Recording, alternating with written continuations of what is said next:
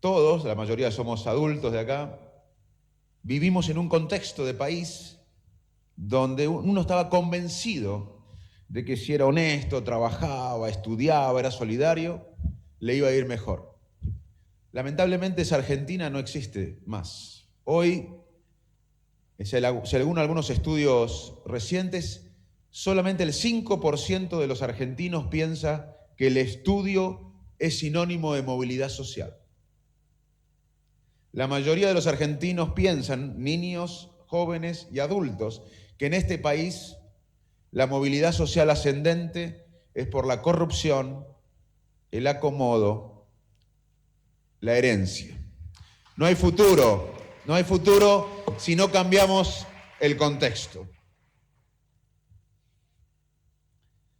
Luego de Arroyo Dulce me fui a Salto, donde terminé la primaria y la secundaria.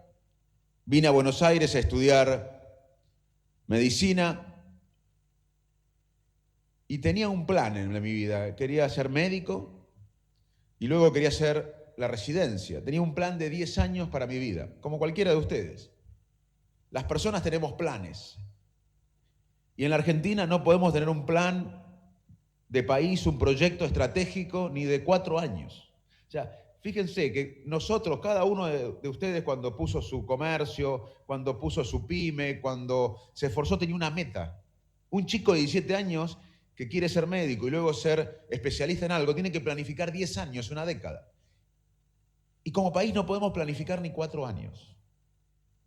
Y me propuse colaborar para que la Argentina sea una potencia global en esta área de conocimiento, entender la mente, que por otra parte eran políticas de Estado en Estados Unidos. El presidente Obama hace unos años lanzó la iniciativa del cerebro. Él dijo, como en algún momento la prioridad de la ciencia americana fue llegar a la luna, hoy la prioridad de la ciencia americana tiene que ser entender el cerebro, una política de Estado de la ciencia americana, entender el órgano más complejo del universo. Lo que ustedes tienen en la cabeza ahora, lo que tienen entre las orejas, es el órgano más complejo del universo.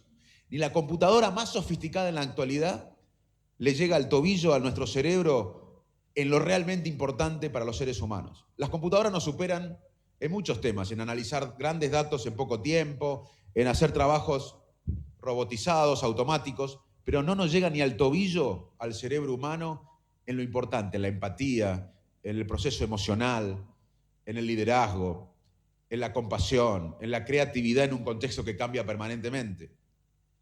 Así que por eso las grandes potencias del mundo, Europa, China, Japón, Estados Unidos, tienen como prioridad, como frontera de la ciencia, entender la mente desde el punto de vista científico. Y me propuse, con muchos otros, que la Argentina juegue un rol en este nuevo paradigma mundial, entender la mente humana. Y así reclutamos investigadores, repatriamos investigadores, formamos laboratorios, y así empecé a comunicar la importancia de entender nuestra mente para vivir mejor. Y para reflexionar sobre la sociedad, también con lo que puedo aportar desde el conocimiento del cerebro, les quiero decir que en nuestro consultorio, cuando alguien viene, traído por sus familiares con un problema, y los familiares detallan el problema del paciente o de la paciente, y los familiares cuentan que el paciente o la paciente tiene tales dificultades, y uno lo mira al paciente y le dice, ¿y a vos qué te pasa? Y el paciente dice, no, yo estoy perfecto. El paciente tiene un problema para reconocer su problema, que describe perfectamente la familia. Eso se llama anosognosia, que es la dificultad de reconocer los problemas. Y ese paciente lamentablemente va a tener mal pronóstico. No va a poder tomar los avances de la ciencia para mejorar, porque el principal punto de partida para mejorar, que impacta el pronóstico, es que alguien reconozca el problema. Y en la Argentina yo siento que como sociedad tenemos anosognosia, no reconocemos a dónde estamos parados. En Arroyo Dulce, en Salto, como todos ustedes, nosotros crecimos pensando que somos el granero del mundo, que somos millonarios en recursos naturales, ¿o me equivoco? Bueno, no es tan así. No estamos mintiendo. En términos de recursos naturales per cápita, estamos a mitad de la tabla. Australia, por ejemplo, gracias, tiene 4 veces más recursos naturales per cápita que nosotros. Y ya en el año 68, Australia, que ya tenía 4 veces más recursos naturales per cápita que nosotros, se da cuenta que aún teniendo 4 veces más recursos naturales que nosotros, los recursos naturales no son el motor de la economía mundial. Son importantes, pero lo importante es la generación de conocimiento y la implementación de conocimiento. Por eso tenemos que invertir en nuestros cerebros. Lo más importante que tiene un país, la mayor riqueza de un país, es el cerebro de los ciudadanos. Y acá pensamos todavía, o gran parte de la sociedad piensa que una cosecha nos va a salvar. Yo vengo del campo. Mis mejores amigos trabajan en el campo, mis primos trabajan en el campo, yo trabajé en el campo. El campo es un arma maravillosa y ha puesto tecnología, innovación y produce mucho más. Hay que seguir apostando al campo, pero lo que simplemente digo es que para 50 millones no alcanza con el campo. Además, exportamos insumos básicos como petroquímica, como siderurgia, y no alcanza. No está mal, estamos bien. El campo y la siderurgia argentina, la exportación de acero, compite con los mejores lugares del mundo. Hay que apoyar y seguir apoyando. Lo que yo simplemente digo es que para 50 millones no alcanza ni el campo solo, ni el campo más la exportación de insumos básicos. También están los servicios, que son muy importantes, el comercio. Pero a eso hay que agregarle, para darle bienestar a 50 millones, algo que nunca hicimos. Nunca hicimos esto que voy a decir ahora. Es invertir estratégicamente y mucho más, 5 o 6 veces más en forma gradual, en investigación y desarrollo. En generar conocimiento propio, ciencia propia, tecnología propia y vincularlo al sector productivo. Eso es soberanía.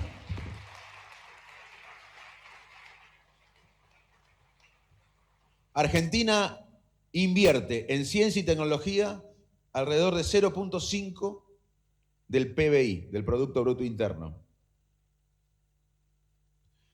Casi lo mismo que Senegal, Gabón. Los países desarrollados que se basan en el conocimiento como motor de la economía, como Israel o Corea del Sur, invierten 4% del PBI, nosotros 0,5. Y además toda esa inversión es del sector público, la inversión argentina.